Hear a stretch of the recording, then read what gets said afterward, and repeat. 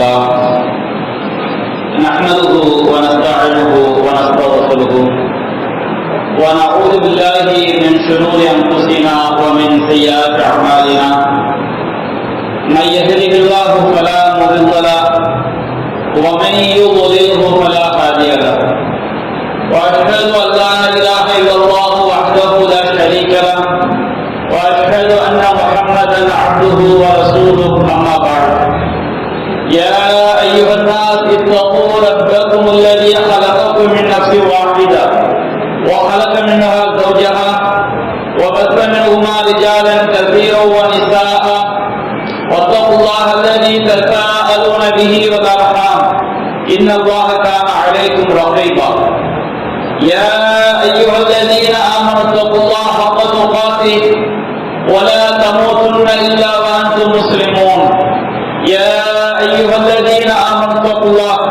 وقولوا قولا سديدا يصلح لكم أعمالكم ويغفر لكم ذنوبكم ومن يطع الله ورسوله فقد فاز فوزا عظيما إن أصدق الحديث كتاب الله وخير الحديث حديث محمد وشر الأمور محدثاتها وكل محدثة بدعة وكل بدعة ضلالة وكل ضلالة في النار. அளவிலா அருளாளனும் நிகரிலா பேரன்புடையவனுமாகிய எல்லாம் வல்ல அல்லாஹுவின் திருப்பெயரால் ஆரம்பம் செய்யுங்கள். அன்பிற்குரிய பெரியோர்களே, தாய்மார்களே, சகோதர சகோதரிகள், அல்லாஹ் ரப்பல் ஆலமீன் திருமலை குர்ஆனிலே கூறுகின்றான், وَلَقَدْ بَعَثْنَا رُسُلًا مِنْ قَبْلِكَ وَلَقَدْ أَرْسَلْنَا رُسُلًا مِنْ قَبْلِكَ وَجَعَلْنَا لَهُمْ أَزْوَاجًا وَذُرِّيَّةً. அல்லாஹ் ரப்பல் ஆலமீன் நபிகள் நாயகம் ஸல்லல்லாஹு அலைஹி வஸல்லம் அவர்களை பார்த்து திருமலை குர்ஆனில் பேசுகின்றான், நபியே, உமக்கு முன்னால் நாம் எத்தனையோ இறை தூதர்களை நாம் அனுப்பியிருக்கின்றோம். وَجَعَلْنَا لَهُمْ أَزْوَاجًا وَذُرِّيَّةً. அந்த இறை தூதர்களுக்கு நாம் வாழ்க்கை துணைகளையும் சந்ததிகளையும் நாம் ஏற்படுத்தியிருந்தோம் என்று அல்லாஹ் ரப்பல் ஆலமீன் குறிப்பிடுகின்றார். அல்லாஹ் ரப்பல் ஆலமீன் இந்த உலகத்திற்கு அனுப்பிய அனைத்து இறை தூதர்களுக்கும் அல்லாஹ் வாழ்க்கை துணைகளை அல்லாஹ் ஏற்படுத்தியிருக்கின்றார். மனைவி என்ற ஒரு பந்தத்தை அல்லாஹ் ஏற்படுத்தியிருக்கின்றார். அவர்களுக்கு குழந்தைகளையும் அல்லாஹ் வழங்கியிருக்கின்றார். அப்படி என்று சொன்னால், இந்த உலகத்திற்கு அனுப்பப்பட்ட இறை தூதர்கள் அனைவரும் திருமணம் செய்து மனைவியரோடு வாழ்க்கை நடத்தி இருக்கின்றார்கள் என்று சொன்னால், திருமணம் என்பது இறைவனுடைய பார்வையில் அது ஒரு மிகச்சிறந்த ஒரு நற்காரியம் என்பதை நாம் மறுத்துவிட முடியாது. திருமலை குர்ஆனிலும் நபிமொழிகளிலும் பல்வேறு வசனங்களில் அல்லாஹ் ரப்பல் ஆலமீன் திருமணத்தை மிகவும் சிறப்பித்து அல்லாஹ் சொல்லி காட்டுகின்றார். அல்லாஹ் ரப்பல் ஆலமீன் ஏகத்துவத்திற்குரிய சான்றுகளில் ஒன்றாக இந்த திருமணத்தை அல்லாஹ் குறிப்பிடுகின்றார். சூரத்துல் ரூம் என்ற அத்தியாயத்திலே அல்லாஹ் கூறுகின்றான், وَمِنْ آيَاتِهِ أَنْ خَلَقَ لَكُمْ مِنْ أَنْفُسِكُمْ أَزْوَاجًا لِتَسْكُنُوا إِلَيْهَا. அல்லாஹ் ரப்பல் ஆலமீன் கூறுகின்றான், உங்களிலிருந்து உங்களுக்குரிய வாழ்க்கை துணைகளை அல்லாஹ் படைத்திருப்பது எதற்காக? அல்லாஹ் ஒவ்வொரு ஆணுக்கும் ஒரு பெண்ணை வாழ்க்கை துணையாக ஆக்க வேண்டும் என்ற நியதியை ஏற்படுத்தினார். لِتَسْكُنُوا إِلَيْهَا. கணவன் என்பவன் மனைவியிடம் நிம்மதியை பெற வேண்டும் என்பதற்காக அல்லாஹ் ரப்பல் ஆலமீன் ஆணிலிருந்து அல்லாஹ் பெண்ணை படைத்திருப்பதும், وَجَعَلَ بَيْنَكُمْ مَوَدَّةً وَرَحْمَةً. கணவனுக்கும் மனைவிக்கு மத்தியில் அன்பையும் கருணையும் பாசத்தையும் நேசத்தையும் ஏற்படுத்தி இருப்பதும் இறைவனுடைய சான்றுகளில் ஒன்று என்று அல்லாஹ் குறிப்பிடுகின்றார்.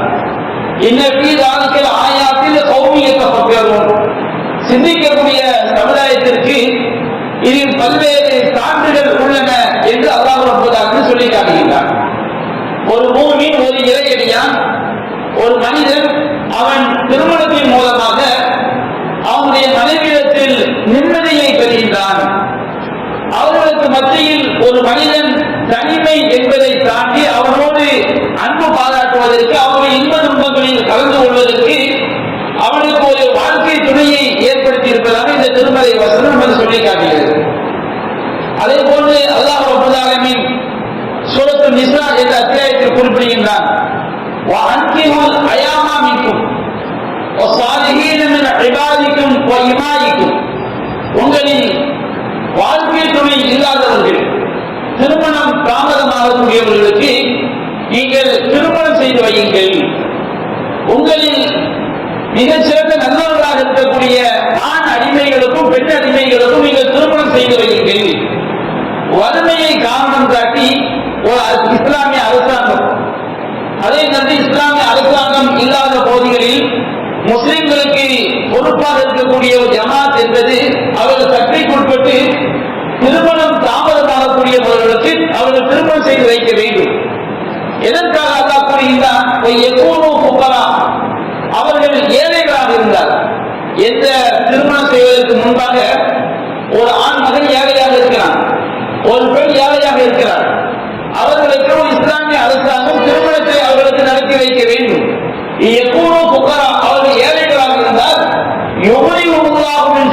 அல்லாஹ் தன்னுடைய அருளால் அவர்களை செல்வந்தர்களாக ஆக்குவான், தன்னிறைவு பெற்றவர்களாக ஆக்குவான் என்று அல்லாஹ் ரப்பல் ஆலமீன் இஸ்லாமிய அரசாங்கத்திற்கு அல்லாஹ் உத்தரவிடுகின்றார். அந்த பொறுப்பில் உள்ள மக்களுக்கு அல்லாஹ் உத்தரவிடுகின்றார், உங்களை யாராவது வாழ்க்கை துணை இல்லாமல் இருந்தால் அது வறுமையின் காரணத்தினால் அவர்களுக்கு தாமதமாகும் என்று சொன்னால் அவர்களுடைய வாழ்க்கை துணைகளை நீங்கள் முன்வந்து தேடி அவர்களுக்கு திருமணம் செய்து வையுங்கள் என்று அல்லாஹ் ரப்பல் ஆலமீன் சொல்லி காட்டுகின்றார். அதே போன்று திருமணத்தினுடைய பல்வேறு பயன்களை நபிமொழியில் நமக்கு சொல்லி காட்டுகிறது. நபிகள் நாயகம் ஸல்லல்லாஹு அலைஹி வஸல்லம் அவர்கள் சொன்னார்கள், யா மாஷர ஷபாப் மன் இஸ்ததாஅ மின்குமுல் பாஆ ஃபயதஸவ்வஜ். இளைஞர்களே, உங்களில் யாருக்கு உடல் தகுதி அதற்கு மேலாக பொருளாதார வசதி இருக்கிறதோ அவர்கள் திருமணம் செய்து கொள்ளுங்கள். இந்த திருமணத்துடைய நன்மை என்ன? ஒரு மூமின் மறுமையை நம்பக்கூடியவன், அதே போன்று கற்பொழுக்கத்தை விரும்பக்கூடியவர்கள் திருமணம் செய்வதன் மூலம் அது பார்வையை தாழ்த்துகிறது, அது கற்பை பாதுகாக்கிறது. ஒருவர் மூமினாக வாழும் பொழுது தான் தவறான வழியில் சென்று விடுவோமோ என்ற பயம் இருக்கும் பொழுது அவர்கள் உரிய காலத்தில் திருமணம் செய்து கொள்ளும் பொழுது அவர்களுடைய தவறான பாதைக்கு அந்த திருமணம் என்பது ஒரு மூமினுக்கு கைவாரமாக அமைகிறது. அவருடைய கற்பொழுக்கத்தை அது பாதுகாக்கிறது. நபிகள் சொன்னார்கள், பமல்லம் யஸ்தத்தில், யாருக்கு அந்த பொருளாதார வசதி இல்லையோ ஒரு பெண்ணை திருமணம் செய்தால் அவளுக்கு 3 வேளை சாப்பாடு கொடுக்க வேண்டும், உணவு கொடுக்க வேண்டும், உடை கொடுக்க வேண்டும், தங்குவதற்கு இடம் கொடுக்க வேண்டும். இதை வழங்குவதற்கு யாருக்கு சக்தி இல்லையோ அவர்கள் நோன்பு நோற்றுக் கொள்ளட்டும். ஏனென்றால் அந்த நோன்பிற்கு இச்சையை தணிக்கக்கூடிய ஒரு ஆற்றல் இருக்கிறது என்று நபிகள் நாயகம் ஸல்லல்லாஹு அலைஹி வஸல்லம் அவர்கள் நமக்கு சொல்லி காட்டாங்க. அப்ப திருமணம் என்பது ஒரு மூமினை பொறுத்தவரை அது அவனுடைய பார்வையை காக்க வைக்கக்கூடியது. ஹராமான காரியங்களை பார்ப்பதை விட்டும் அவனை காப்பாற்றக்கூடிய திருமணம், அவனுடைய கற்பை பாதுகாத்துக் கொள்ளக்கூடியது திருமணம் என்பதை இந்த நபிமொழியிலிருந்து நாம் தெளிவாக தெரிந்து கொள்ள முடிகிறது. அதுபோல் நபிகள் நாயகம் ஸல்லல்லாஹு அலைஹி வஸல்லம் சொன்னார்கள், ஒருவனுக்கு சரியான மார்க்கமுடைய வாழ்க்கை துணை அமையும் பொழுது அவனுடைய மறுமை வெற்றிக்கு அது ஒரு காரணமாக அமைகிறது. நபிகள் நாயகம் ஸல்லல்லாஹு அலைஹி வஸல்லம் சொன்னார்கள், அத்துன்யா குல்லுஹா மதாஉன், இந்த உலகம் முழுவதும் வாழ்வதற்கேற்ற வசதியாகும். இந்த உலகத்துல நாம் சூரியன் இல்லாமல் வாழ முடியாது, காற்று இல்லாமல் வாழ முடியாது, நீர் இல்லாமல் வாழ முடியாது. நமக்கு பல்வேறு வசதியே இந்த உலகத்தில் தேவை. உணவு தேவை, உடை தேவை, மருந்துகள் தேவை. இந்த உலகம் முழுவதும் அந்த வாழ்வதற்கேற்ற வசதியாக படைத்திருக்கின்றார். நபிகள் நாயகம் இரண்டாவது சொன்னார்கள், ஒருவனுக்கு இந்த உலகத்தில் கிடைக்கக்கூடிய வாழ்க்கை வசதிகளிலேயே நல்வாழ்க்கைகளிலேயே மிகச் சிறந்தது எதுவென்று சொன்னால் அவனுக்கு வாய்க்கக்கூடிய நல்லொழுக்கமுடைய ஒரு மனைவிதான் என்று நபிகள் நாயகம் ஸல்லல்லாஹு அலைஹி வஸல்லம் சொன்னார். அப்ப ஒருவனுக்கு நல்லொழுக்கமுடைய நற்குணமுடைய அல்லாஹ்வுடைய வரம்புகளை தேடி நடக்கக்கூடிய ஒரு பெண் வாழ்க்கை துணையாக அமைந்து விட்டார் என்று சொன்னால் அவன் இந்த உலகத்திலேயே மிகப்பெரிய ஒரு பாக்கியத்தை பெறுகிறான். அப்ப இந்த வாழ்க்கை துணை என்பது திருமணம் மூலமாக தவிர வேறு முறையில் இஸ்லாம் அதை அங்கீகரிக்கவில்லை. அதை போன்று மற்றொரு செய்தியை நபிகள் நாயகம் ஸல்லல்லாஹு அலைஹி வஸல்லம் சொன்னார்கள், திருமணத்துடைய முக்கியத்துவத்தை அவசியத்தை எடுத்து காட்டுகிறது. அல்லாஹ் சொன்னார்கள், துன்கஹு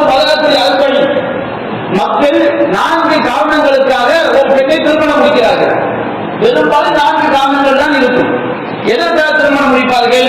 நீ மாலிகா அவளை கசபிகா அவள் ஜமாலிகா அவள் தீனிகா. ஒரு பெண்ணுடைய செல்வத்திற்காக, அவருடைய குடும்ப பாரம்பரியத்திற்காக, அவருடைய அழகிற்காக, அல்லது அவருடைய மாற்றப்பட்டிருக்காக. இந்த 4 காரணங்களில் ஒரு காரணத்திற்காக, இரு காரணத்திற்காகவோ, 4 காரணங்களுக்காகவோ ஒரு பெண்களை ஆண்கள் திருமணம் முடிக்கின்றார்கள். நபிகள் நாயகம் சொன்னார்கள், மார்க்கம் உடையவரை கொண்டு நீ வெற்றி பெற்று அவர் சரிபக்கிறார், அல்லது உன்னுடைய 2 கரங்களும் ஒன்றாகட்டும். ஒருவனுடைய வாழ்க்கை துணைவி மார்க்கம் உடையவராக இருந்தார் என்று சொன்னால் அவனுக்கு மறுமை வெற்றி இலகுவாகிறது. அவன் மறுமை வெற்றியை இலகுவாக பெற்றுக் கொள்ளலாம். அதற்குரிய ஒரு காரணகர்த்தாவாக மார்க்கமுடைய அந்த பெண் அமைந்து விடுவார் என்பதை நபிகள் நாயகம் ஸல்லல்லாஹு அலைஹி சொல்லி காட்டாங்க. அப்ப இந்த பாக்கியம் திருமணம் செய்யாதவர்களுக்கு இந்த பாக்கியம் கிடைக்காது. ஒருவர் திருமணம் செய்து அவனுடைய வாழ்க்கை துறையில் மாற்றம் உடையவராக இருந்தால்தான் இப்படிப்பட்ட ஒரு பாக்கியத்தை அடைந்து கொள்ள முடியும். இப்படி ஏராளமான பாக்கியம் சொல்லிக் கொண்டே போகிறோம்.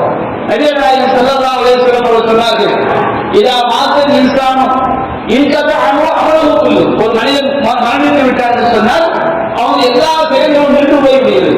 3 விஷயம் மட்டும்தான் நம்ம மௌத்துக்கு பிறகும் நமக்கு நன்மையா வந்து சேரும். எவையெல்லாம் நமக்கு மரணத்திற்கு பிறகு நன்மை தரக்கூடியது? இல்லாமல் சதகத்தின் ஜாரியா, நிரந்தரமான ஒரு தர்மம். ஒருவன் தர்மத்தை செய்கிறான், அந்த தர்மம் மக்களுக்கு பயனளித்துக் கொண்டிருக்கும் காலமெல்லாம் அவன் மரணித்து விட்டாலும் அவனுடைய தர்மம் மக்களுக்கு பயன் தரும் என்று சொன்னால் அவனுக்கு நன்மையாக சேர்ந்து கொண்டே இருக்கும். பயனுள்ள கல்வி, ஒருவன் மார்க்க கல்வியை மக்களுக்கு போதிக்கின்றான், அவன் மரணித்து விட்டாலும் அவனுடைய கல்வி மக்களும் சென்று கொண்டிருக்கக்கூடிய காலமெல்லாம் அவனுக்கு நன்மையாக சேர்ந்து கொண்டே இருக்கும். 3வது சொன்னார்கள், வலதும் சாலியும் எதோதகு, அவனுக்காக பிரார்த்தனை செய்யக்கூடிய நல்லொழுக்கமுடைய குழந்தை. அப்ப ஒரு மரணத்திற்கு பிறகு அவனுடைய பிள்ளை அவனுக்காக பிரார்த்தனை செய்கிறான் என்று சொன்னால் அவனுடைய மரணை அந்தஸ்தே உயர்த்துகிறது. அவனுடைய பாவங்களை அந்த பிள்ளையுடைய பிரார்த்தனை அழிக்கிறது. அப்ப இந்த பிள்ளை நல்லொழுக்கமுடைய குழந்தை என்பது ஒருவன் திருமணம் செய்து கொண்டால்தான் நல்லொழுக்கமுடைய ஒரு குழந்தையை ஒருவன் பெற்றுக்கொள்ள முடியும்.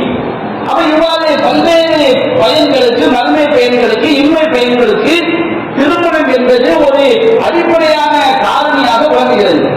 இஸ்லாம் இந்த காரணத்திற்காகத்தான் திருமணத்தை நமக்கு வலியுறுத்துகிறது. இன்றைக்கு உலகத்தில் எல்லா சமுதாயத்தில் உள்ள மக்களும் எல்லா மதத்தவர்களும் திருமணம் செய்கின்றார்கள். ஆனால் இஸ்லாம், நம்முடைய இஸ்லாமிய மார்க்கம் இந்த திருமணத்திற்கென்று வரையறைகளையும் நிபந்தனைகளையும் சட்டங்களையும் சொல்லி காட்டுகிறது. ஆனால் இன்றைக்கு நம்முடைய இஸ்லாமிய சமுதாயத்தில் இந்த திருமணம் என்பது அல்லாஹ் ரப்பல் ஆலமீன் நமக்கு எந்த நோக்கத்திற்காக இந்த திருமணத்தை வழிகாட்டினார், நபிகள் நாயகம் ஸல்லல்லாஹு அலைஹி வஸல்லம் அவர்கள் எந்த நோக்கத்திற்காக இந்த திருமணத்தை நமக்கு வழிகாட்டினார்களோ அந்த நோக்கத்திற்கு மாற்றமாக இறை மறுப்பார்கள், குஃபார்கள் எந்த நோக்கத்திற்காக திருமணம் முடிக்கிறார்களோ அந்த நோக்கத்திற்காக திருமணம் செய்யக்கூடிய ஒரு அதிகமான மக்கள் அந்த நோக்கத்திற்காக திருமணம் செய்யக்கூடிய காட்சியை பார்க்கிறோம். இறை மறுப்பாடு நோக்கம் என்ன? இறை மறுப்பாடு என்பவர்கள் திருமணம் என்பது அவர்களுக்கு ஒரு விழா, அது ஒரு சந்தோஷமான நிகழ்ச்சி, அவர்களுக்கு மறுமை நம்பிக்கை கிடையாது. இந்த திருமணத்திலே எல்லா வரம்புகளையும் அவர்கள் மீறுவார்கள். இஸ்லாம் தடுத்திருக்கக்கூடிய ஒழுக்க மாண்புகள் எல்லாம் அவர்களுக்கு ஒரு ஒழுக்க மாண்பாகவே கருதப்படாது. ஆனால் இஸ்லாமிய மார்க்கம் என்பது திருமணம் எதற்காக? நீ உன்னுடைய கற்பை பாதுகாத்துக் கொள்வதற்காக, நீ உன்னுடைய பார்வையை தாக்குவதற்காக, உன்னுடைய வாழ்க்கை துணையிலிருந்து நீ நிம்மதியை பெறுவதற்காக, உன்னுடைய வாழ்க்கை துணையின் மூலம் நீ மறுமை வெற்றியை அடைவதற்காக, உன்னுடைய வாழ்க்கை துணையின் மூலம் நீ கண்காட்சியை பெறுவதற்காக, உன்னுடைய சந்ததிகளை மார்க்க அடிப்படையில் உருவாக்குவதற்காக. நபிகள் நாயகம் ஸல்லல்லாஹு அலைஹி வஸல்லம் சொன்னார்கள், மறுமை நாளில் என்னை பின்பற்றக்கூடியவர்கள் அதிகமாக இருக்க வேண்டும் என்று ஆசைப்படுகிறேன் என்று சொன்னார்கள். அப்ப நபிகள் நாயகம் குர்ஆன் சொன்னார்கள், பின்பற்றக்கூடியவர்கள் அதிகமாக இருக்க வேண்டும் என்று சொன்னால் அது திருமணத்தின் மூலமாக குழந்தைகளை நாம் பள்ளியில் பெறுவதன் மூலமாக தான் சாத்தியமாகும். எப்படிப்பட்ட பிள்ளைகள்? மார்க்கத்தை பின்பற்றக்கூடிய பிள்ளைகள், இறைவனுக்கும் அல்லாஹ்வுக்கும் அல்லாஹ்வுடைய தூதருக்கும் கட்டுப்படக்கூடிய ஒரு சமுதாயத்தை உருவாக்குவதன் மூலமாகத்தான் இவையெல்லாம் இறை தூதருடைய அந்த ஆசையை, அந்த ஆவலை நாம் நிறைவேற்ற முடியும். அப்படி என்று சொன்னால் இன்றைக்கு திருமணம் என்பது அல்லாஹ் ரப்பல் ஆலமீன் எந்த நோக்கத்திற்காக நமக்கு திருமணத்தை வலியுறுத்துகின்றாரோ, மார்க்கம் சொல்லி காட்டுகிறதோ அந்த நோக்கத்தை இஸ்லாமிய சமுதாயம் புரண்ட காரணத்தினால், தடம் கொண்ட காரணத்தினால் திருமணத்திலே இஸ்லாம் காட்டிய பல்வேறு வழிமுறைகள், ஒழுக்க மாண்புகள் மீறப்படுவதை நாம் பார்க்கிறோம். நம்முடைய நம்முடைய மார்க்கம் திருமணத்துக்கு சில வரையறை நிபந்தனை சொல்லிக்காது. திருமணம் என்று சொன்னால் கணவன் மனைவியுடைய மனப்பொருத்தம் அவசியம். எந்த ஒரு பெண்ணுக்கும் பிடிக்காத கணவனை திருமணம் செய்து வைக்கக் கூடாது. எந்த ஒரு ஆணுக்கும் பிடிக்காத மனைவியை திருமணம் செய்து வைக்கக் கூடாது. திருமணத்துக்கு பொறுப்பாளர் அவசியம், பெண்ணுக்கு பொறுப்பாளர் அவசியம். நபிகள் சொன்னார்கள், லாவிதாக இல்லாத வழி, பெண்ணுக்கு பொறுப்பாளர் இல்லாமல் எந்த திருமணமும் கிடையாது. அது திருமணமே ஆகாது. பெண்ணுடைய பொறுப்பாளருடைய சம்மதம் இல்லாமல் பெண்ணுடைய தந்தை அவர் பெண்ணுக்குரிய பொறுப்பாளர், பெண்ணுடைய தந்தை மரணித்து விட்டால் இல்லை என்று சொன்னால் இரத்த உறவில் எந்த ஆண் அந்த பெண்ணுக்கு மிக நெருக்கமாக இருப்பாரோ அவர்கள் பெண்ணுக்குரிய வழியாக இருப்பார். அல்லாஹ் சொல்லி காட்டுகின்றான், அந்த பெண்களுடைய குடும்பத்தாரின் அனுமதியை கொண்டு நீங்கள் அப்பெண்களை திருமணம் முடித்துக் கொள்ளுங்கள். அப்ப பெண்ணுக்கு வழி அவசியம். அதே நேரத்தில் நம்ம இஸ்லாமிய மார்க்கம் இந்த திருமணத்தை நமக்கு மிக எளிதான ஒரு காரியமாக ஆக்கியிருக்கிறது. நபிகள் நாயகம் ஸல்லல்லாஹு அலைஹி வஸல்லம் அவர்கள் திருமணத்தில் ஏராளமான மறுமை பயன்கள் ஒரு மூமினுக்கு கிடைக்கின்ற காரணத்தினால், ஏராளமான இன்மை பயன்கள் மார்க்க அடிப்படையில் அவனுக்கு கிடைக்கின்ற காரணத்தினால் இந்த திருமணம் என்பது இந்த சமுதாயத்திற்கு இது ஒரு பாரமான காரியமாக ஆகிவிடக் கூடாது என்பதில் நம்முடைய மார்க்கம் நமக்கு சரியான வழிமுறைகளை காட்டியிருக்கிறது. அல்லாஹ் ரப்பல் ஆலமீன் திருமலைக்கான சொல்கின்றான், பெண்களுக்கு நீங்கள் அவர்களுக்குரிய மனக்குறைகளை மனமுவந்து கொடுத்து திருமணம் முடியுங்கள். இப்போ ஒரு பகலை தீர்மானிக்கக்கூடிய உரிமை ஒரு பெண்ணுக்கு இருக்கிறது, ஒரு பெண்ணுடைய தந்தைக்கு இருக்கிறது. இப்ப இந்த மகளின் காரணமாக இஸ்லாமிய சமுதாயத்தில் திருமணம் சிரமமாக்கப்பட்டு விடக் கூடாது என்பதற்காக நபிகள் நாயகம் ஸல்லல்லாஹு அலைஹி வஸல்லம் சொன்னார்கள், இந்த ஆகமன் நிசாயி பரக்கத்தன் ஐசத்துவா போனா, மணப்பெண்களிலேயே எந்த ஒரு பெண் ஒரு மகத்துவம் மிக்க ஒரு பெண் என்று சொன்னார், பரக்கத் நிறைந்த ஒரு மணப்பெண் என்று சொன்னால் எந்த பெண் மகளை குறைத்து கேட்கிறாரோ அவள் தான் பெண்களிலேயே மகத்துவம் மிக்க ஒரு பெண், பரக்கத் நிறைந்த ஒரு பெண் என்று சொல்லி காட்டினார். ஒரு பெண்ணுடைய எதற்காக சொன்னார்கள், ஒரு பெண் நினைத்தால் அது இன்றைக்கு நம்ம சமுதாயத்தில் வரதட்சணை என்ற கொடுமை நமக்குள் நுழைந்து அதை நாம் ஒரு பெண்ணுக்கு மகள் கொடுத்து அல்லது வரதட்சணை வாங்காமல் திருமணம் முடிப்பதை பெண்ணுக்கு செய்யக்கூடிய உபகாரமாக கருதக்கூடிய நிலைமை இன்னைக்கு சில பல குடும்பங்களை பார்க்கலாம். நாங்க என்ன காசு வாங்கிய கல்யாணம் முடிச்சுன்னு செய்வாங்க, வரதட்சணை வாங்காம இருந்தது அது பெண்ணுக்கு செய்யக்கூடிய உபகாரமாக கருதுறாங்க. அப்படி கிடையாது. பெண்ணுக்கு கொடுக்க வேண்டிய உரிமை கடமை எது மகள் என்பது. ஆனால் அந்த பெண் தான் ஆணுக்கு உபகாரம் செய்ய வேண்டும். இது மகனை காரணமாக வைத்து ஒரு பெண் அழகாக இருக்கின்றார் என்று வைத்துக் கொள்வோம், அவளை மனம் முடிப்பதற்கு பலர் போட்டி போடுகின்றார்கள். இப்போது அவள் எனக்கு 1 கோடி ரூபாய் தர வேண்டும், 2 கோடி ரூபாய் தர வேண்டும் என்று கேட்டால் அவள் தனக்கு திருமணத்தை அல்லது ஒரு மார்க்கமுடைய ஒரு மணமகன் இருப்பான், அவன் ஏழையாக இருப்பான். இவன் 1 கோடி 2 கோடி என்று கேட்கும் பொழுது நம்முடைய சமுதாயத்தில் நடக்க வாய்ப்பில்லை. நபிகள் நாயகம் காலத்தில் நடந்துச்சு. நபிகள் நாயகம் காலத்துல மகனை கூட்டி கேட்கும் பொழுது நபிகள் நாயகம் சில பெண்களுக்கு சொன்னார்கள், எந்த ஒரு மணப்பெண் பறக்க தெரிந்தவர் சொன்னார், இவனுடைய வாழ்க்கை துணை அவன் மார்க்கம் உடையவனாக இருந்தால் நீ மகனை குறைத்து அவன் வாழ்க்கை துணையாக்கிக் கொள். என்ன காரணம்? அல்லாஹ் சொல்லி காட்டினார், அவர் அடுத்த மூமினும் ஹைரும் முஷ்ரிக்கி ஒரு வாழ்ந்தது. உங்களை கவரக்கூடிய ஒரு இணை வழிபாடனை விட ஒரு ஈமான் கொண்ட அடிமை உங்களுக்கு சொல்றது. ஒரு ஏழைய மார்க்கத்தை பேணக்கூடிய அல்லாஹ் ரசூலுக்கு கட்டுப்படக்கூடிய ஒரு ஏழை இருப்பார் சொன்னால் மகனை காரணம் காட்டி அந்த திருமணத்தை பெரிய ஒரு தீயவனை வாழ்க்கை துணையாக ஆக்கிவிடக் கூடாது, நன்மக்கள் வாழ்க்கை துணையாக ஆக வேண்டும் என்பதற்காக இதுதான் மகனை செய்கிறது ஏற்காக்கிறது. சஹீஹ் புகாரியை பார்க்கின்றோம். நபிகள் நாயகம் ஸல்லல்லாஹு அலைஹி வஸல்லம் அவருடைய காலகட்டத்திலே அபூ ரஹ்மான் இப்னு அவ்ஃப் ரலியல்லாஹு அன்ஹு அவர்கள் திருமணம் முடிக்கின்றார்கள். அவர்கள் மதீனாவுக்கு ஹிஜ்ரத் செய்து வந்தவுடன் ஸஅத் இப்னு ரபீ அல்-அன்சாரி ரலியல்லாஹு அன்ஹு அவருடைய தோழராக சகோதரத்துவத்தை ஏற்படுத்தி வைக்கிறார்கள். வரலாற்றில் யாரும் செய்யாத ஒரு காரியத்தை ஸஅத் இப்னு ரபீ ரலியல்லாஹு அன்ஹு செய்தார்கள். அவருக்கு 2 மனைவிகள். அவர் சொன்னார், என்னுடைய 2 மனைவிகளில் ஒருவரை நான் தலாக் விட்டு உங்களுக்கு திருமணம் முடித்து தருகிறேன். உலகத்தில் யாரும் இப்படி சொன்னது கிடையாது, இந்த சஹாபியை தவிர. என்னுடைய செல்வத்தின் பாதியை நான் உங்களுக்கு தருகிறேன். அபூ ரஹ்மான் இப்னு அவ்ஃப் ரலியல்லாஹு அன்ஹு அவர்கள் மிகவும் அழகாக சொன்னார்கள், மிகவும் கண்ணியமாக சொன்னார்கள். பாரக்கல்லாஹு ஃபீ அஹ்லிக வ மான், அல்லாஹ் உங்களுடைய குடும்பத்திலும் செல்வத்திலும் அல்லாஹ் உங்களுக்கு பரக்கத் செய்யட்டும், எனக்கு கடைவீதியை காட்டுங்கள் என்றார்கள். ஒன்றுமில்லாத நிலைமை, ஒன்றுமில்லாத சூழலில் அவர்கள் கடைவீதிக்கு செல்கின்றார்கள். சில நாட்கள் எவ்வளவு சம்பாதிக்கிறார்கள்? ஹதீஸிலே வருகிறது, செய்யும் சிறுமி அப்துல் ரஹ்மான் அவுஃப் அவர்கள் பிற்காலத்தில் உலக பணக்காரர். இந்த நேரத்தில் அவர் எந்த வசதி இல்லாதவராக இருக்கிறார். கொஞ்சம் பாலாடை கட்டியையும் கொஞ்சம் நெய்யையும் கடைவீதியில் சென்று வியாபாரம் செய்து சம்பாதிக்கின்றார். நபிகள் நாயகம் ஸல்லல்லாஹு அலைஹி வஸல்லம் அவர்கள் சில நாட்கள் கழித்து அவரை பார்க்கிறார்கள். அவர் மீது ஒரு நறுமணத்தை பூசிய அந்த சூழல் இருக்கின்றது. நபிகள் நாயகம் கேட்டார்கள், மரியம் அப்துல் ரஹ்மான், அப்துல் ரஹ்மான் என்ன விஷயம், நறுமணத்தோடு பார்க்கிறேனே, என்ன காரணம்? அப்பொழுது சொன்ன அல்லாஹ் சொல்றே, அன்சாரியா, நான் அன்சாரி ஒரு அன்சாரி பெண்ணை திருமணம் செய்தேன். நபிகள் நாயகம் கேட்டார்கள், கம் சுத்தலா, நீ அவள் அந்த பெண்ணுக்கு எவ்வளவு மதம் கொடுத்தார்? அவர் சொன்னார், நான் ஒரு பேரித்தம் கொட்டை அளவுக்கு தங்கத்தை மகளாக திருமணம் செய்தேன். ஒரு பேரித்தம் கொட்டாலும் தங்கை எவ்வளவு இருக்கும்? ஒரு 3 கிராம் இருக்குமா, 5 கிராம் இருக்குமா? அந்த அளவுக்கு இஸ்லாம் வந்து மகனை இலகுவாக்கி இருக்கிறது. நபிகள் நாயகம் ஸல்லல்லாஹு அலைஹி வஸல்லம் காலகட்டத்திலே ஒரு சட்டம் இருந்தது. ஒரு பெண்மணி அவர் விரும்பினால் தன்னுடைய எல்லா காரியங்களையும் நபிகள் நாயகம் ஒப்படைக்கலாம். இது ஒரு சட்டம், இஸ்லாம் சொல்லக்கூடிய சட்டம். ஒரு பெண்மணி வருகின்றார், தன்னையே அல்லாஹ்விற்கு உள்ளதற்கு அனுமதிப்பு செய்கின்றார். நபிகள் நாயகத்தை தவிர வேறு யாருக்கும் இந்த சட்டத்தை அல்லாஹ் அனுமதிக்கவில்லை. நபிகள் நாயகம் பள்ளிவாசல் இருக்கின்றார்கள். அல்லாஹ்விலே என்னை நான் உங்களுக்கு அனுமதிப்பு செய்து விட்டேன் என்று ஒரு பெண் வந்து கூறுகின்றார். நபிகள் நாயகம் ஸல்லல்லாஹு அலைஹி வஸல்லம் அந்த பெண்ணை ஏற இறங்க பார்க்கிறார்கள். அந்த பெண்ணை திருமணம் செய்வதற்கு நபிகள் நாயகத்திற்கு எந்த விருப்பமும் இல்லை. அப்படியே நபிகள் நாயகம் காத்திருக்கும் பொழுது ஒரு நபி போல வருகிறார். அல்லாஹ் என்பதிலே எனக்கு அந்த பெண்ணை திருமணம் முடித்து வையுங்கள் என்று கூறுகிறார்கள். அவர் நபிகள் நாயகம் கேட்கின்றார்கள், அந்த பெண்ணுக்கு மகளாக கொடுப்பதற்கு என்ன வைத்திருக்கின்றார்? எதுவுமே கிடையாது. அல்லாஹ் என்பதிலே ஒரு இருபதான மோதிரமாவது உனக்கு கிடைக்குமா? அல்லாஹ் அதுவும் இல்லை.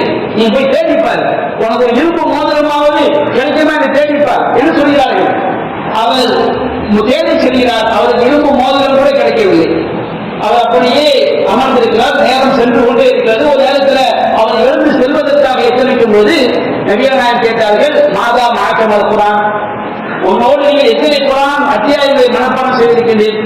அந்த நபி போல சொன்னாரு, நான் இன்னென்ன சூறாக்களை நான் மனப்பாடம் செய்திருக்கின்றேன். அவர் நபிகள் நாயகம் சொன்னார்கள், மல்லத்னாகஹா பிமா மாற்றமல் குரான், உன்னோடு உள்ள அந்த குரானுக்கு பகரமாக அந்த குரானை நீ அந்த பெண்ணுக்கு அந்த அத்தியாயங்களை அந்த பெண்ணுக்கு சொல்லிக் கொடுக்க வேண்டும் என்பதை மகளாக ஆக்கி உனக்கு நான் அந்த பெண்ணை திருமணம் முடித்து தந்தேன். நபிகள் நாயகம் ஸல்லல்லாஹு அலைஹி வஸல்லம் ஒன்றுமில்லாத ஒரு ஏழைக்கு கூட அவர் குரானை மகளாக கொடுக்காமல் குரான் அத்தியாயங்களை மகளாக கொடுக்க வேண்டும் என்பதை வைத்து ஒரு பெண்ணை திருமணம் முடித்து வைக்கிறார் என்று சொன்னால் அந்த திருமணம் இலகுவாக்கப்பட வேண்டும் என்பதுதான் மார்க்கத்துடைய அம்சம் என்பதை நாம் மறந்துவிடக் கூடாது.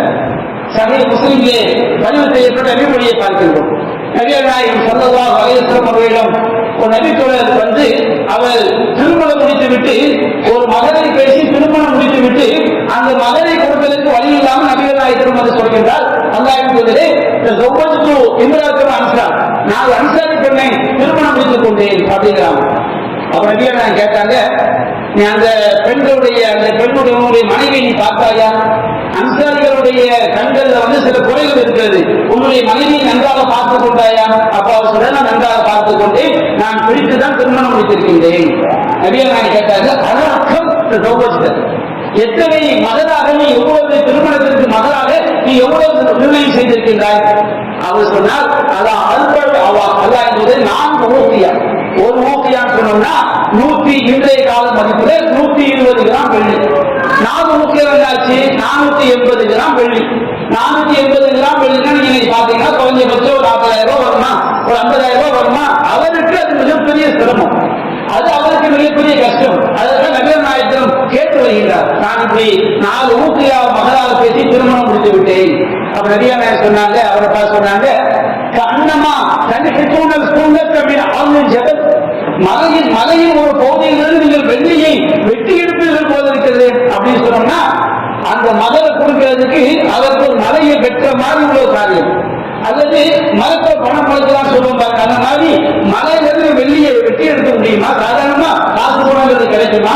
நீ என்னப்பா இவ்வளவு மகளாக பேசி முடித்திருக்கின்றாய் என்று சொன்ன நபிகள் சொன்னால், உனக்கு தருவதற்கு என்னிடம் எதுவும் இல்லை, கஜானாவில் எதுவும் கிடையாது, பைத்துல்மால் எதுவும் கிடையாது, இந்த நபிகள் கொடுத்திருப்பாங்க.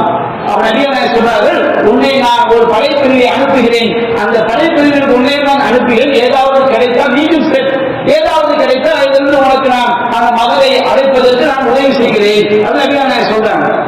இது ஹதீஸ்களா செஞ்சுப்பாங்க. திருமணம் என்பது இந்த மகனை காரணமாக வைத்து தடைப்பட்டு விடக் கூடாது என்பதற்காக இஸ்லாம் அதை எளிதாக்கி இருக்கிறது. அதே போன்று பாருங்கள், நபிகள் நாயகம் ஸல்லல்லாஹு அலைஹி வஸல்லம் அவர்கள் திருமணத்துல மணமகன் வலிமா விருந்து கொடுப்பதை மார்க்கம் வலியுறுத்தப்பட்ட ஒரு சுன்னாவாக இருக்கிறது. ஒரு மணமகன் இல்ல அவன் வலிமா கொடுக்க தப்பு கிடையாது. அந்த ஒரு சஹாபி அவர் குர்ஆன் அத்தியாயங்களை மகனாக கொடுத்தாரா இல்லையா, அவர் என்ன வலிமா வைத்தார்? வலிமா வைக்கவில்லை. நபிகள் நாயகம் ஸல்லல்லாஹு அலைஹி வஸல்லம் அவர்கள் இந்த வலிமாவிற்கென்று திருமண விருந்திற்கென்று ஒரு உச்சபட்ச எல்லையை நிர்ணயிக்காவிட்டாலும் இது எளிமையாக இருக்க வேண்டும் என்பதை நமக்கு செயல்களின் மூலமாக வழிகாட்டி இருக்கின்றார்கள். சஹீஹ் முஸ்லிமிலே பார்க்கின்றோம். அனஸ் ரலியல்லாஹு அன்ஹு அறிவிக்கிறார்கள், மா அவுலம ரசூலுல்லாஹி ஸல்லல்லாஹு அலைஹி வஸல்லம் அலா ஷையின் மின் நிசாஇ மா அவுலம அலா ஸைனப். நபிகள் நாயகம் ஸல்லல்லாஹு அலைஹி வஸல்லம் அவர்கள் தன்னுடைய மனைவி ஸைனப் ரலியல்லாஹு அன்ஹாவை திருமணம் முடித்த போது அவர்கள் வலிமா விருந்து கொடுத்தவர்களுக்கு வேற எந்த மனைவியை திருமணம் முடிக்கும் போதும் வலிமா விருந்து கொடுத்ததில்லை.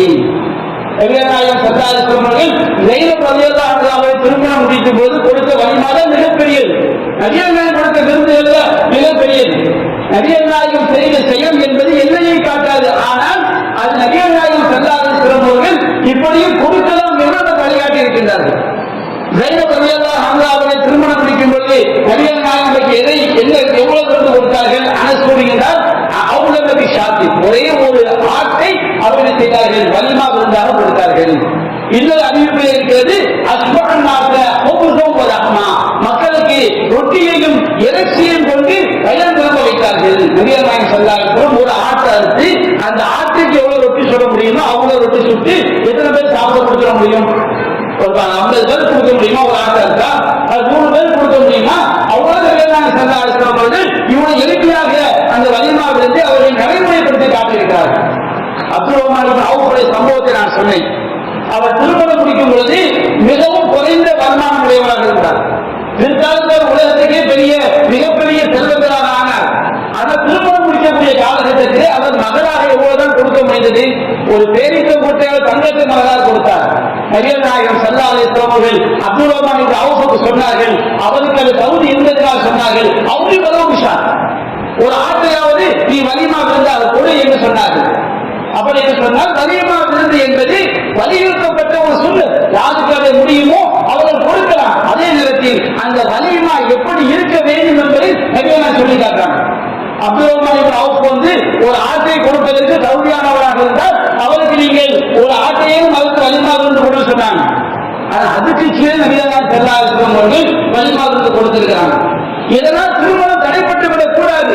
திருமணத்தின் மூலமாக கிடைக்க வேண்டிய மறுமை பயன்கள் ஒரு மூமினுக்கு கிடைக்காமல் ஆகிவிடக் கூடாது. திருமணத்தின் மூலமாக ஒருவர் அடையக்கூடிய மார்க்க பாக்கியங்கள் ஒருவனுக்கு தடைப்பட்டு விடக் கூடாது என்பதில் அல்லாஹ்வின் தூதர் இந்த சமுதாயத்திற்கு மிகவும் நல்லதை நாடி இருக்கிறார்கள். நான் சொல்லிட்டு பார்க்கிறேன். நபிகள் நாயகம் ஸல்லல்லாஹு அலைஹி வஸல்லம் அவர்கள் கைபர் யுத்தத்திலே அன்னை சஃபியா ரலியல்லாஹு அன்ஹா அவர்கள் அடிமையாக பிடிக்கப்படுகிறார்கள்.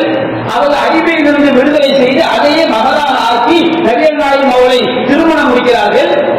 சஃபியா ரலியல்லாஹு அன்ஹா அவர்கள் திருமணம் முடித்த அன்று நபிகள் நாயகம் கொடுத்த விருந்து என்ன தெரியுமா? அனஸ் ரலியல்லாஹு அறிவிக்கிறார்கள், ஸனஅத் ஆமன் ஃபீ நிகாயின் ஸகீர், சிறிய விரிப்புல அவங்க செய்றாங்க வலிமா விருந்து தயார் செய்தார்கள். அனஸ் ரலியல்லாஹு அவர்களை அனுப்பி அருகில் இருந்த சில மக்கள் ஆண்களை அரசு சொல்றாங்க, ஒரு ஆட்டை பாதாடை கட்டி ஒருவரிடம் கொஞ்சம் நெய் ஒருவரிடம் கொஞ்சம் வெண்ணெய் பேசுறா இருக்குது, அதை வைத்து ஐஸ் என்ற ஒரு பதார்த்தத்தை தயார் செய்து அங்க இருந்த மக்களுக்கு கொடுத்து வலிமாவை அவர்கள் செய்கிறார்கள், நிறைவு செய்கிறார்கள். அதே போன்று சஃபியா ரலியல்லாஹு அன்ஹா இருக்கிறார்கள். நபிகள் நாயகம் ஸல்லல்லாஹு அலைஹி வஸல்லம் அவர்கள் சில திருமணங்கள் செய்யும் பொழுது அவர்கள் கொடுத்த வலிமாவின் அளவு என்ன தெரியுமா? முத்தையின் ஷஹீர், 2 முற்று அளவுக்கு போதும். ஒரு முத்து என்று சொன்னால் 2 கைகளை சேர்த்து நிரப்பமாக ஆகினால் ஒரு முத்து. அப்ப 2 கையளவுக்கு கோதுமை அள்ளி போட்டா அதுல எவ்வளவு உணவு தயாரிக்க முடியும்? அதுல எத்தனை ரொட்டி சுட்டு விட முடியும்? அவன் நபிகள் நாயகம் ஸல்லல்லாஹு அலைஹி வஸல்லம் அவர்கள் இதையெல்லாம் எதற்கு வழிகாட்டினார்கள்? இப்படியெல்லாம் எதற்கு செய்து காட்டினார்கள்? இந்த சமுதாயத்திற்கு திருமணம் என்பது ஏழை மக்களுக்கும் அவசியமாக இருக்கிறது. அது மறுமையை நோக்கி பயணிக்கக்கூடிய ஒரு மூவிலுக்கு திருமணம் என்பது மறுமை வெற்றிக்கு துணையாக இருக்கும். மாற்றம் உடையவர்களை கொண்டு நீ வெற்றி பெற்றுக் கொள்ளுங்க சொல்லி காட்டுகிறான். ஒரு அடிமை பெண்ணாக இருந்தாலும் ஒரு நீங்கள் உங்களை கவரக்கூடிய ஒரு இணை வைக்கக்கூடிய பெண்ணை விட கவர்ச்சியே இல்லாத அழகே இல்லாத அடிமை பெண்ணை திருமணம் முடித்துக் கொள்ளுங்கள். உங்களை கவரக்கூடிய ஒரு இணை வைப்பானை விட அடிமையாக இருக்கக்கூடிய ஒரு மூமின் சேர்ந்தவன். என்ன காரணம்? அல்லாஹ் சொன்னான், அந்த இணை வைப்பாளர்கள் தீயவர்கள் உலாய்க்கு அவர்கள் நரகத்தை நோக்கி அழைக்கிறார்கள். அல்லாஹ் தன்னுடைய நாட்டப்படி சொர்க்கத்தை நோக்கியும் மன்னிப்பை நோக்கியும் அழைக்கிறார். இஸ்லாமிய சமுதாயம் தெளிவாக வழங்கிக் கொள்ள வேண்டும். திருமணம் என்பது கொண்டாட்டத்திற்கு அல்ல. அது நமக்கு மகிழ்ச்சி இருக்கிறது, சந்தோஷம் இருக்கிறது. ஆனால் திருமணத்துடைய நோக்கம் சொர்க்கத்தை அடைவதற்காக, அல்லாஹ்வுடைய மன்னிப்பை பெறுவதற்காக, மறுமையில் வெற்றி அடைவதற்காக அந்த திருமணம் இந்த சமுதாயத்திற்கு பாரமாகிவிடக் கூடாது என்பதற்காக நபிகள் நாயகம் ஸல்லல்லாஹு அலைஹி வஸல்லம் அவர்கள் மிக எளிய நடைமுறையை நமக்கு சொல்லி காட்டியிருக்கிறார்கள். ஆனால் நம்ம சமுதாயத்தை எடுத்துக்கிறீங்க, திருமணத்துல தான் எத்தனை வரம்பு மீறல்கள் நம்ம சமுதாயத்தை அரங்கேறுகிறது. நபிகள் நாயகம் ஸல்லல்லாஹு அலைஹி வஸல்லம் சொன்னார்கள், ஷர்ருஆம் தஆமுல் வலீமா, உணவுலேயே கெட்ட உணவு தெரியுமா? வலீமா விருந்து. நபிகள் நாயகம் சொன்னாங்க. என்ன காரணம்? இந்த வலீமா விருந்து ஒருவன் அல்லாஹ்வுடைய திருப்தியை நாடி செய்யலாம் வச்சிருக்க, பெருமைக்காகவோ கிபருக்காகவோ பகத்துக்காகவோ எதுக்க நடக்குது? ஊரடக்க பந்தல் இது எதற்காக? அல்லாஹ்வுடைய ஓப்பை பெறுவதற்காகவா? இஸ்லாமிய சமுதாயம் உள்ளத்தை தொட்டு சிந்தித்து பார்க்க வேண்டும். ஊரடக்க பந்தல் போடுகிறார்கள், ஆயிரக்கணக்கான ஆயிரத்திலிருந்து போடுகிறார்கள். எதற்காக? உண்மையிலே என்னுடைய இறைவன் இவ்வாறு விருந்தளிக்க சொன்னான் என்பதற்காகவா? பகத்துக்காகவா? பெருமைக்காகவா? சமுதாயத்திலே இன்றைக்கு எத்தனையோ மக்கள் பாதிக்கப்பட்டு ஏழ்மையிலும் வறுமையிலும் நோயிலும் பாதிக்கொண்டிருக்கும் பொழுது எவன் என்னுடைய குடும்பத்தில் உள்ளவன் எத்தனை பேர் நோயாளியாக இருந்தாலும் பரவாயில்லை, அவர்கள் மருத்துவம் பார்ப்பதற்கு பணமே இல்லாமல் இருந்தாலும் பரவாயில்லை, நான் ஊரடைக்க பந்தல் போட்டு சாப்பாடு வைப்பேன் என்று சொல்கிறானே, இதை செய்யக்கூடியவன் உண்மையிலே அவர் அல்லாஹ்வை சத்தியம் என்று சொல்லட்டும், நான் இவரை இறைவனுடைய திருப்திக்காகத்தான் இப்படி செய்கிறேன் என்று. நிச்சயமாக கிடையாது. பகத்துக்காக, ஊருக்காக. அதான் நபிகள் சொன்னார்கள், ஷர்ருஆம் தஆமுல் வலீமா, உணவிலேயே கெட்டது திருமணம். உண்மையை அல்லாஹ்வுக்காக செய்வதாக இருந்தால் அவன் அதை இறை தூதர் எப்படி செய்தார்களோ, எப்படி செய்தால் அது சமூகத்திலே சீரழிவாக மாறாது, எப்படி செய்தால் அது இறைவனுடைய பொருத்தத்தை பெற்றுத் தருமோ அந்த அளவிற்கு அவன் நிறுத்தியிருப்பான். அவன் அப்படி இல்லாமல் பெருமைக்காக நபிகள் சொன்னார்கள், மன்கான கல்வியில் யாருடைய உள்ளத்தில் அனாவும் பெருமை இருக்கிறதோ அவர் சொர்க்கத்தை வைக்க முடியாது. அவருடைய திருமணம் எதற்காக? பகத்துக்காக, பெருமைக்காக, ஆணவத்திற்காக, அகப்பாவத்தை காட்டுவதற்காக, தன்னுடைய வசதியை பலப்படுத்தி காட்டுவதற்காக, தன்னுடைய செல்வாக்கை பலப்படுத்தி காட்டுவதற்காக, தன்னுடைய படைபலத்தை காட்டுவதற்காக, தன்னுடைய கட்சியினுடைய செல்வாக்கை காட்டுவதற்காக திருமணம் எப்படி இருந்தால் அல்லாஹ்வுடைய பலத்தை எப்படி கிடைக்கும்? அவன் இறைவனுடைய வலிமா விருந்து பொறுத்த வரைக்கும் நாம் அதை அல்லாஹ்வுடைய பரக்கத் நிறைந்த விருந்தாக ஆக்க வேண்டும் என்றால் நீங்க அதை நீட்ட நீட்ட நீட்ட நீட்ட அனாச்சாரங்கள் தான் பெருகிக் கொண்டே போகும். மாற்றத்துக்கு மாற்றமான காரியங்கள் தான் அங்கே நடைபெறும். எப்படியெல்லாம் இன்றைய திருமண நிகழ்ச்சிகளில் மாற்றத்துக்கு மாற்றமான காரியங்கள் நடைபெறுது என்பதை நாம் சுருக்கமாக இருந்தால் உடைய சுருக்கமாக காரணம் என்று கூறி என்னுடைய முதல் உரையை நிறைவு செய்கின்றேன்.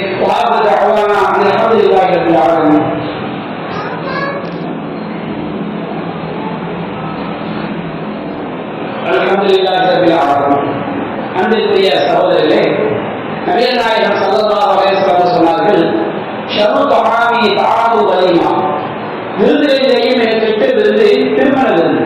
அப்படி என்றால் திருமண விருந்து கெட்டதுக்கு அர்த்தம் கிடையாது.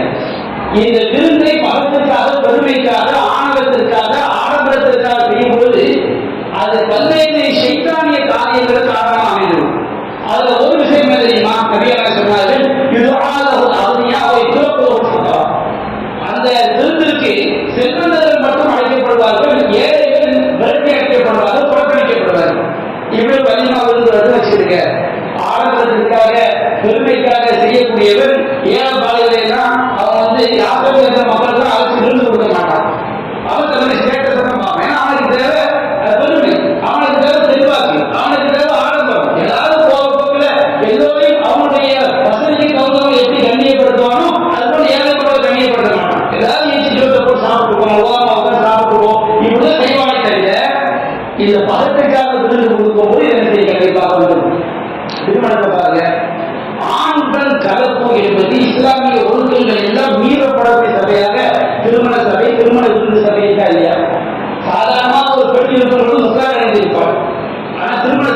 பாருங்க இப்படி அது பார்க்க வரும்போது இந்த மாதிரி சபையில போய் சாப்பிடுவதே நமக்கு பாவம்.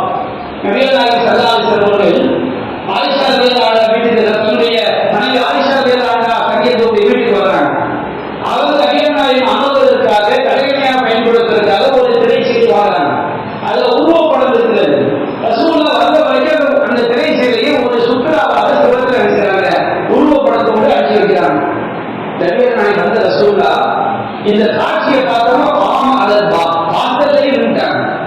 முகத்தை அப்படியே ஒரு விருப்பு ரசூலுல்லாஹின் முகத்தில் ஒரு விருப்பு ஏற்படுகிறது. ஆயிஷா ரலியல்லாஹு அன்ஹா நபிகள் நாயகம் வரையை பார்த்தோம்னா அதூபி இலல்லாஹி வ இலா ரசூலி, நான் அல்லாஹ்விடம் பாவம் மன்னிப்பு கோருகிறேன், இறை தூதரோடு எதற்காக பிழை செய்திருந்தால் அவர்களிடம் மன்னிப்பு கோருகிறேன் அப்படின்னா இறை தூதர்கிட்ட அவங்களுக்கு பிடிக்காத யாரும் சந்திக்கணும் என்பதற்காக அல்லாஹ்வை மன்னிப்பு கேட்கறது இல்லை. அல்லாஹ்விடம் அவர் செஞ்ச இறை தூதர்களுக்கு பாவமாயிரும். அப்ப அல்லாஹ்விடம் நான் செய்த பிரார்த்தனை மூலமா மன்னிப்பு கோருகிறேன் அப்படின்னு ஆயிஷா ரலியல்லாஹு அன்ஹா சொன்னோன்னே அல்லாஹ் என்ன செஞ்சுக்கிறாங்க. அப்ப நபிகள் கேட்டாங்க, என்ன உருவப்படங்கள் பற்றி திரை செய்தி? அல்லாஹ் நீங்க உட்கார்வதற்காக தலைமையாக பயன்படுத்துவதற்காக நான் இந்த திரை செய்தியை வாங்கினேன். நபிகள் சொன்னார்கள், இன்ன அஸ்ஹாப ஹாதிஹி ஸுவர் யுஅذبون யௌம கியாமா, இந்த உருவங்களை வடித்தவர்கள் மறுமை நாளில் வேதனை செய்யப்படுவார்கள். அய்யுமா ஹலக்கும், நீங்கள் படித்தவர்கள் உயிர் விடுவதற்கு வேதனை செய்யப்படும். அது மட்டுமல்ல, எந்த வீட்டில் உருவப்படங்கள் இருக்கிறதோ அந்த வீட்டிற்கு மலக்குமார்கள் நுழைய மாட்டார்கள். அதை அகற்றிய பிறகுதான் நபிகள் நாயகம் வீட்டுக்குள்ளே நுழைகிறார். நபிகள் நாயகம் ஸல்லல்லாஹு அலைஹி வஸல்லம் அவர்கள் மார்க்கத்துக்கு மாற்றமான ஒரு செயல் நடக்கும் பொழுது அந்த சபைக்கு செல்வதையே அவர் வெறுத்திருக்கிறாங்க. திருமணத்தை எடுத்துப்பாங்க, திருமண பந்தங்களில் இசை பாடல்கள் கச்சேரி இறுதி காலகட்டத்தில் கூட்டம் தோற்றும் அவர்கள் இசையையும் மதுவையும் விபச்சாரத்தையும் பட்டாளையும் அலாதாக்குவார்கள்.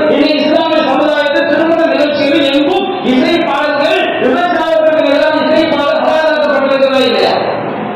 திருமணத்தில் ஆண் பெண் ஒழுங்கு மீறப்படுகிறதா இல்லையா?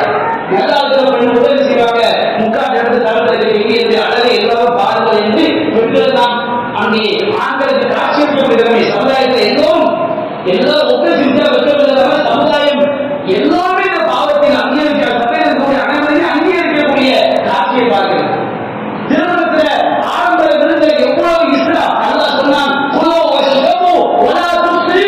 உண்ணுங்கள் பருகுங்கள், நீங்கள் வீண்வரை செய்யாதீர்கள். இன்னல்லாஹ் லா யுஹிப்புல் முஸ்ரிஃபீன், வீண்வரை செய்யக்கூடாத நேசிக்க மாட்டார்.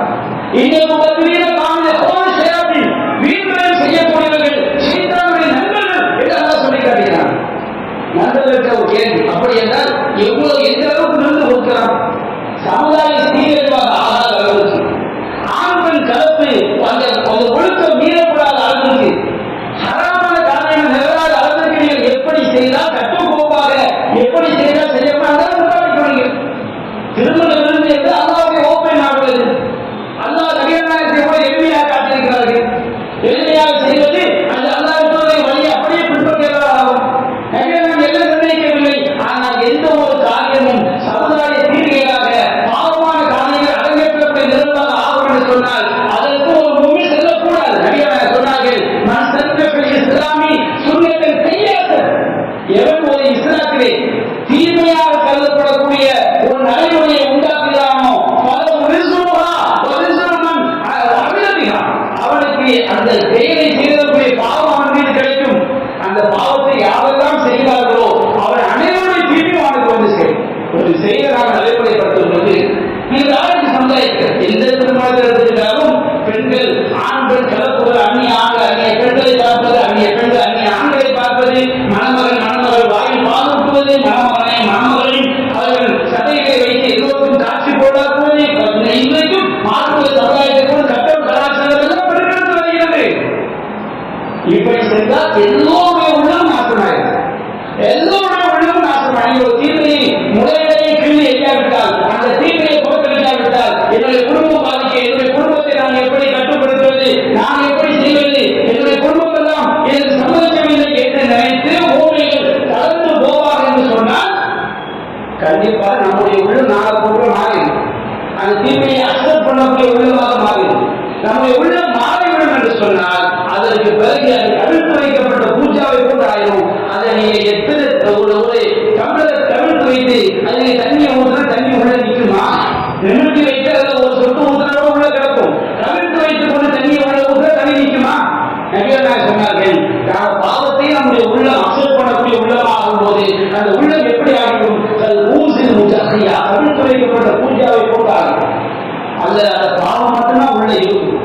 எந்த விதமான உபதேசங்களும் உள்ள ஏற்றுக்கொள்ள இன்றைக்கு சமுதாயத்தில் திருமணத்தை நாம் நவீன பாத்திரத்த முறைப்படி செய்ய வேண்டும் என்று சொல்லும் பொழுது உள்ளங்கள் இழுக்கக்கூடிய மனநிலையை பார்க்கிறோம். இது மிகவும் பரிதாபமான ஒரு நிலை. நம்மை மாற்றத்தை விட்டு தூரமாக்கக்கூடிய நிலை. மூமினை கவலைப்பட வேண்டும். மூமியான பெண்கள் ஆண்கள் சமுதாய மறுமை வெற்றியை ஆதரவு வைக்கக்கூடியவர்கள், அல்லாஹ்வுடைய திருப்தி ஆதரவு வைக்கக்கூடியவர்கள், இளைஞர்கள் சமுதாய மாற்றத்தை விரும்பக்கூடியவர்கள், ஒழுக்கத்தை விரும்பக்கூடியவர்கள்.